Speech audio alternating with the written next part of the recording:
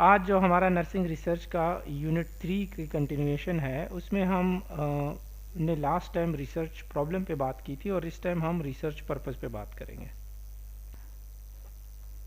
Last time हमने research problem पे बात की थी, अभी हम रिसर्च पर्पस पढ़ेंगे।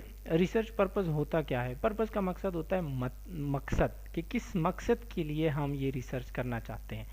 देखिए, हमने प्रॉब्लम आइडेंटिफाई कर लिया, हमने इस पे अपनी डिटेल असेसमेंट कर ली, हमने उस पे लिटरेचर रिव्यू देखा और ये भी देखा कि ये जो रिसर्चेज पहले हुई हैं उसमें क्या ऐसा गैप है जिसको हम नीश भी कहते हैं, NICHE, नीश या गैप, जिसको हमें फिल करना है या जिसको फिल करने की हमने कोशिश करनी है एक और रिसर्च करके। ये तो हो गया प्रॉब्लम का। अब वो पर्पस हमें वो गैप फिलिंग का जो रीजन है, जो मकसद है, वो बताता है। It is basically a concise and clear statement. एक बहुत कॉन्साइज मतलब शॉर्ट, स्ट्रेट फॉरवर्ड और क्लियर स्टेटमेंट होती है उन स्पेसिफिक गोल्स की या उन एम्स की या उन मकासद की जो हम रिसर्च स्टडी को कंडक्ट करके उस रिसर्च प्रॉब्लम को सॉल्व करने के लिए करते हैं। ठीक है। इसका मतलब यह है कि रिसर्च पर्पस हमें बताता है कि हम ये रिसर्च क्यों कर रहे हैं, वजह क्या है। In the research process the purpose is usually stated after the problem. हम हमेशा पहले बैकग्राउंड बताते हैं कि इशू क्या है, फिर उसका हम प्रॉब्लम बताते हैं कि असल में हमें क्या प्रॉब्लम नज़र आई, और फिर उस प्रॉब्लम को आइडेंटिफाई करके हमने जब गैप आइडेंटिफाई कर लिया तो फिर हम जो है उसमें पर्पस स्टेट करते हैं कि पर्पस क्या है हमारे रिसर्च का। The purpose usually indicate the type of the study, कि जो हमारे पास जो स्टडी होती है या जो रिसर्च है, बुनियादी तौर पे वो हमारे पास किस किस्म की एक स्टडी होगी। ठीक है, मतलब उस स्टडी का मेथड कौन सा होगा और उसको हम किस तरीके से जो है वो कैरी आउट करेंगे। It basically gives us a clue about the study method and the purpose usually. जो हमें स्टडीज़ के मेथड के बताती है तो इन ब्रॉड टर्म्स हमें बताती है कि ये क्वांटिटेटिव होगी या क्वालिटेटिव होगी या आउटकम रिसर्च होगा या इंटरवेंशन स्टडी होगी। हमारे पास जो मेनली आप किसी भी रिसर्च पेपर में देखते हैं तो उसमें पर्पस जिस तरह लिखा होता है उसमें होता है लिटिल इज नॉन अबाउट, बहुत कम इस चीज़ के बारे में मालूम है हमें। तो हम कहते हैं little is known about, therefore we want to conduct with the aim to solve ये problem. Finding of previous study are conflicting and few studies of this have been done. ठीक है। ये बुनियादी तौर पे हमारे पास पर्पस का क्वांटिटेटिव या क्वालिटेटिव होना इस तरीके से आप देख रहे होंगे। ये हमने पिछले लेक्चर में भी थोड़ा बहुत टच किया था इस चीज़ को, कि क्वांटिटेटिव में हम जो है वेरिएबल को पहले आइडेंटिफाई करते हैं और उसको डिस्क्राइब करते हैं। इसी तरीके से हम रिलेशनशिप एग्जामिन करते हैं बिटवीन द वेरिएबल्स, के मतलब अगर ओबेसिटी है तो हाइपरटेंशन और ओबेसिटी का आपस में क्या ताल्लुक है, या सिगरेट स्मोकिंग का जो है वो हाइपरटेंशन या आर्थरोस्क्लेरोसिस के साथ क्या ताल्लुक है। ठीक है, ये रिलेशनशिप मालूम करना हुआ वेरिएबल्स के दरमियान। या इफेक्टिवनेस ऑफ इंटरवेंशन, के एक नई एंटीबायोटिक निकली है, या फॉर एग्जांपल जो लास्ट आपने कोविड में देखा था कि एंटी मलेरियल ड्रग जो है वो कोविड में किस तरह इफेक्टिव है। ये एक इंटरवेंशन स्टडी है। और इसी तरीके से RCTs यानी क्लिनिकल प्रॉब्लम को सॉल्व करने के लिए जब हम रेंडमाइज कंट्रोल ट्रायल करते हैं तो वो स्टडीज़ भी क्वांटिटेटिव में आती है। जहाँ तक क्वालिटेटिव स्टडीज़ की अगर हम बात करें तो क्वालिटेटिव में हम फिनोमेना को एक्सप्लोर करते हैं, या कोई भी कॉन्सेप्ट है या कोई भी आइडिया है तो उसको हम डीपली एक्सप्लोर करते हैं। फॉर एग्जांपल मैं कहूँ कि हमारे यहाँ जो स्पिरिचुअल बिलीव्स हैं, या मैं समझूं कि जो कल्चरल होम्योपैथिक या जड़ी बूटियों का इस्तेमाल है, वो लोगों के बिहेवियर को किस तरह जो है कितना इफ़ेक्ट कर रहे होते हैं, या किस तरह इफ़ेक्ट कर रहे होते हैं, या लोग उसके बारे में क्या सोचते हैं जिसकी वजह से वो हॉस्पिटल में न्यू ट्रीटमेंट मोडेलिटीज़ को यूज़ नहीं करते अपने ट्रीटमेंट के लिए, बल्कि वही पुराने टोटकों पे चल रहे होते हैं। ये एक फिनोमिना है। अब इसको डीपली अंडरस्टैंड करने के लिए हमें एक्सप्लोर करना पड़ेगा इसको, और ये हम थ्रू क्वालिटेटिव रिसर्च करते हैं जिससे हमें नॉलेज मिलती है। या फिर हम थ्योरीज डेवलप करते हैं, यही बात कि नॉलेज बिल्ड होती है। इसी तरीके से कल्चर्स में डिफरेंट प्रैक्टिसेस जो होती हैं उसको एग्जामिन करना, या हिस्टोरिकल इवैल्यूएशन जो होती है उसको डिस्क्राइब करना। हम जब देखते हैं कि एक रिसर्च का प्रॉब्लम और पर्पस कितना फिजिबल है, तो हम देखते हैं कि रिसर्चर की एक्सपर्टीज कितनी है स्टडी को सॉल्व करने के लिए, उसके पास बजट कितना है। इसी तरीके से जिन लोगों से हमने डेटा कलेक्ट करना होता है वो लोग जो है अवेलेबल हैं या नहीं है, फैसिलिटीज़ और इक्विपमेंट्स हमारे पास है या नहीं है। इसके अलावा इथिकल कंसिडरेशंस क्या हैं, क्या ऐसे मतलब हम किसी जेल में रहने वाले कैदियों पे तो रिसर्च नहीं कर रहे हैं, हम बच्चों पे तो रिसर्च नहीं कर रहे हैं, या प्रेग्नेंट फीमेल्स पे तो नहीं कर रहे हैं, या जो है ना वो मेंटली सिक लोगों पे तो रिसर्च नहीं कर रहे हैं। ये कुछ ऐसी चीज़ें हैं जो कि हमें रिस्ट्रिक्ट करती हैं और जिसकी वजह से हमें देखना पड़ता है कि हम एक प्रॉपर बोर्ड को ये चीज़ें जस्टिफाई करें कि अगर हम वल्नरेबल पॉपुलेशन पे रिसर्च कर रहे हैं तो उनकी सेफ्टी एंड सिक्योरिटी किस तरह मेक श्योर होगी। और इस तरह रिसर्च को कंडक्ट करने के लिए पर्सनल इंटरेस्ट भी बहुत लाजमी है। जब हम क्रिटिक करते हैं तो क्रिटिक हमारे पास ये कुछ क्वेश्चंस हैं, ये मैंने अपने लास्ट लेक्चर में भी आपको बताए थे कि तीसरा ये है कि are the problem and purpose significant to generate nursing knowledge, nursing में इसका कोई फ़ायदा है या नहीं है। And the fourth one is was it feasible for the researcher to study the problem and purpose identified, कि जो रिसर्चर ये स्टडी करना चाह रहे हैं उनकी एक्सपर्टीज़ है, उनके पास बजट है, उनके पास पार्टिसिपेंट हैं, ये सारी चीज़ें हम पहले से ही क्रिटिक करके क्वेश्चन करते हैं, फिर उसके बाद अप्रूवल लेते हैं। Now coming to the third one, that is research objective. देखें, पहले आपके पास आ गया प्रॉब्लम आइडेंटिफिकेशन, फिर आपने अपना मकसद बताया कि अब प्रॉब्लम मालूम हुआ, अब मकसद हमारा ये है इस प्रॉब्लम को हल करना। तो नेक्स्ट सवाल ये आएगा कि किस तरीके से आप इसको हल करोगे, या किस तरीके से आप उस रिसर्च के प्रॉब्लम को एक्सप्लोर करोगे, या उन गैप्स को ख़त्म करोगे, या उन सवालात के आप जवाब दोगे। तो आप बताओगे कि अब मैं ये स्टेप या मेरे ये ऑब्जेक्टिव्स हैं, ये मेरे गोल्स हैं जिसके ज़रिए मैंने उसको सॉर्ट आउट करना है। So the research objective is basically a clear, concise and declarative statement that is expressed in the present tense.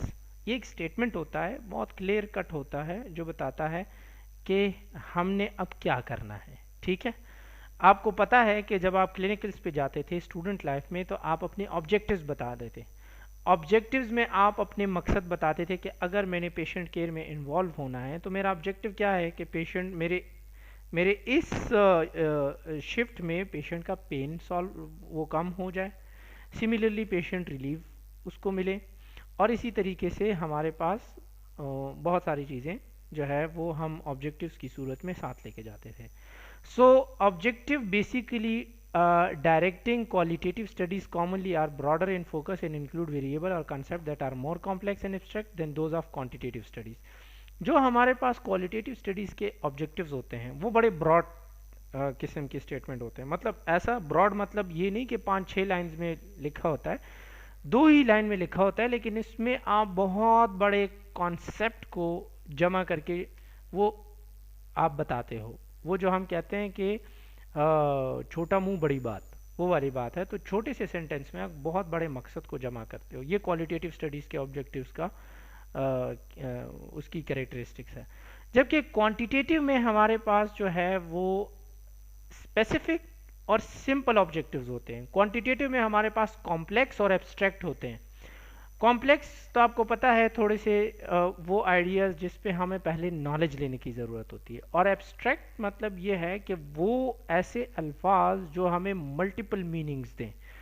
ठीक है, उनको हम एब्स्ट्रैक्ट नेचर के टर्म्स कहते हैं कि जो हमें मल्टीपल मीनिंग्स दें। क्वालिटेटिव हमारे पास एब्स्ट्रैक्ट होता है, जबकि क्वांटिटेटिव हमारे पास सिंपल या स्पेसिफिक होता है। नीचे जो आपको 2 ऑब्जेक्टिव्स की मिसालें दी हैं, तो ऑब्जेक्टिव्स आप ये याद रखें कि ऑब्जेक्टिव स्टेटमेंट जो है वो स्टार्ट होता है टू के वर्ड से, TO, टू। यहाँ पे जैसे लिखा है to identify associations between hypoglycaemia, hypoglycaemic history and development outcome. ये अब देखें इसमें क्या लिखा है, टू आइडेंटिफाई एसोसिएशंस। तो एसोसिएशन बेसिकली जब हम देखते हैं ये क्वांटिटेटिव रिसर्च में देखते हैं। अब वेरिएबल्स कौन से हैं, बिटवीन हाइपोग्लाइसीमिया हिस्ट्री, ये एक वेरिएबल है कि किसी को कंसिस्टेंटली जो है हमारे पास हाइपोग्लाइसीमिया रहा हो किसी पेशेंट को, एंड दूसरा वेरिएबल क्या है, डेवलपमेंट आउटकम, कि वो वक्त के साथ जो है उनके आउटकम्स क्या निकलते हैं। अब अगर हम पीडियाट्रिक में देखें तो जो बच्चे गेस्टेशनल डायबिटीज़ के साथ पैदा होते हैं, बाय बर्थ उनको डायबिटीज़ होता है, सो वो उनकी डेवलपमेंटल स्टेज और डेवलपमेंटल ग्रोथ किस तरह होती है, या डिले होती है या टाइमली होती है, ठीक है। सो ये दो वेरिएबल हैं और इनके दरमियान हमने कोई एसोसिएशन मालूम करना है, तो ये हमारे पास ऑब्जेक्टिव हो गया क्वांटिटेटिव का। क्वालिटेटिव का नीचे एक एग्जांपल है, to describe families perception about social and emotional consequences for the children resulting from school participation, कि इस रिसर्च का मकसद या ऑब्जेक्टिव क्या है, कि भाई गोल क्या है कि हम डिस्क्राइब करें, मालूम करें फैमिलीज के परसेप्शंस, फैमिलीज क्या सोचती हैं about social and emotional consequences, जो सोशल और इमोशनल रीजंस होते हैं, रिजल्ट्स होते हैं उन चिल्ड्रंस में जिनको स्कूल पार्टिसिपेशन में या तो बहुत अच्छे होते हैं या एवरेज होते हैं या पुअर होते हैं। सो उनमें सोशल और इमोशनल कॉन्सिक्वेंसेस स्कूल पार्टिसिपेशन के हवाले से कैसे होते हैं और फैमिली उसको किस नज़र से देखती है। सो ये देखें, इसमें कोई रिलेशनशिप, कोई एसोसिएशन नहीं देखा जा रहा, बल्कि एक जनरल जो हमारे पास स्कूल पार्टिसिपेशन, इमोशनल कॉन्सिक्वेंसेस और सोशल कॉन्सिक्वेंसेस के बारे में फैमिलीज का जो परसेप्शन है वो डिग आउट किया जा रहा है। सो एक नॉलेज जनरेट की जा रही है कि फैमिलीज क्या सोचती हैं इसके बारे में। सो अब सवाल ये उठता है कि पर्पस और ऑब्जेक्टिव्स में डिफरेंस क्या है। तो देखें, पर्पस इज बेसिकली हमारे पास क्या होता है, पर्पस हमें बेसिकली तो पर्पस बेसिकली हमारे पास एक ब्रॉडर टर्म होता है। अब ये देखें कि एक पर्पस से हमने दो ऑब्जेक्टिव्स बनाए, तो पर्पस अगर आप देखें वो भी कभी कभी टू के स्टेटमेंट से या ज़्यादातर टू के स्टेटमेंट से शुरू होता है। ये भी देखें, to describe the effect of hypoglycaemia on development in a group of children with hyperinsulinism, वो बच्चे जिनको हाइपर इंसुलिनिज्म होता है उनमें हम डेवलपमेंटल वो देख रहे होते हैं इफेक्ट, हाइपोग्लाइसीमिया का इफेक्ट उनकी डेवलपमेंट पे उन बच्चों में जिन पे हाइपर इंसुलिनिज्म का वो रिपोर्ट होता हो बार बार। अब ये एक ब्रॉडर पर्पस है। अब ऑब्जेक्टिव्स इसके क्या बनेंगे वो आप देखें। फर्स्ट ऑब्जेक्टिव बनेगा, पहला वाला ऑब्जेक्टिव क्या होगा, इस ब्रॉडर कॉन्टेक्स्ट को हमने शॉर्ट कर दिया है, ठीक है। एक ये ऑब्जेक्टिव होगा, to describe the frequency and extent of develop, extent है ये, एक्सटेंट मतलब EXTENT, डी नहीं है, extent of developmental delay in a cohort of children with hyperinsulinism. तो मतलब एक तो हमारा ये ऑब्जेक्टिव हो गया कि हम फ्रीक्वेंसी देखें और किस हद तक डेवलपमेंटल डिले होता है उन बच्चों में जिनमें हमारे पास हाइपर इंसुलिनिज्म होता है। एक ये ऑब्जेक्टिव हो गया। दूसरा ऑब्जेक्टिव हमारा क्या होगा, to identify association between hypoglycaemia history and development outcome, कि अब अगर किसी को हाइपोग्लाइसीमिया है, उसकी हिस्ट्री है ऑफ हाइपोग्लाइसीमिया और उसका इफेक्ट या एसोसिएशन हम देखें डेवलपमेंट आउटकम्स पे। सो देखिए, ऊपर जो ब्रॉडर स्टेटमेंट था पर्पस वाला, इसको हमने स्पेसिफाई किया दो ऑब्जेक्टिव्स में। सो डिफरेंस ये है कि पर्पस हमें एक ब्रॉडर स्टेटमेंट में पर्पस बताता है और ऑब्जेक्टिव हमें स्पेसिफिक टर्म्स में हमारा बताता है कि हमने इस रिसर्च में क्या क्या चीज़ें स्टेप बाय स्टेप आइडेंटिफाई किया। अब आते हैं नेक्स्ट रिसर्च क्वेश्चन की तरफ। रिसर्च क्वेश्चन इज बेसिकली, ये भी एक क्लियर और कॉन्साइज इंटेरोगेटिव स्टेटमेंट है। इंटेरोगेटिव मींस क्वेश्चन फॉर्म में हम जब भी क्वेश्चन करते हैं तो एंड में हम इंटेरोगेशन साइन डालते हैं, ठीक है, क्वेश्चन मार्क डालते हैं।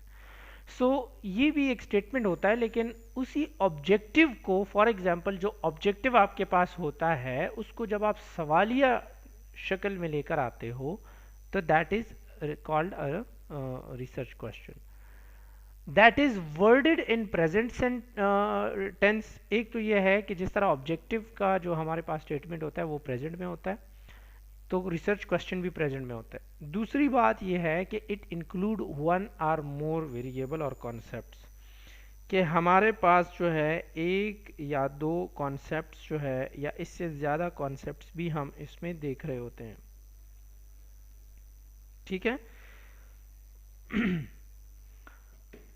And is express to guide the implementation of quantitative और क्वालिटेटिव स्टडीज। और ये इस सूरत में ऐसी शक्ल में लिखा होता है कि ये आपको दिखाता है कि किस तरीके से क्वांटिटेटिव और क्वालिटेटिव स्टडी कंडक्ट की गई है।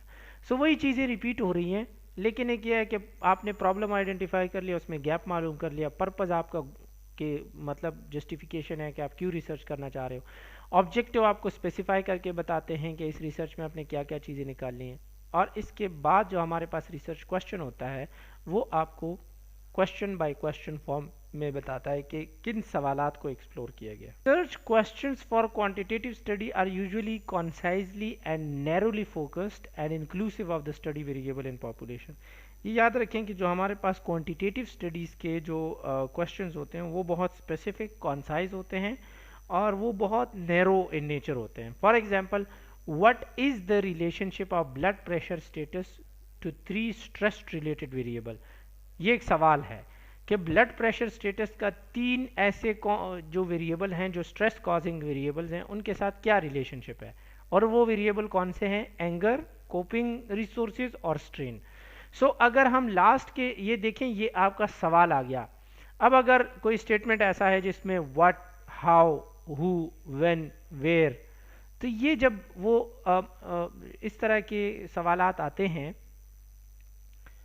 जो 5 W's एंड 1 H की हम बात करते हैं कि व्हाट, वेयर, वाई, इस तरह, और H हाउ।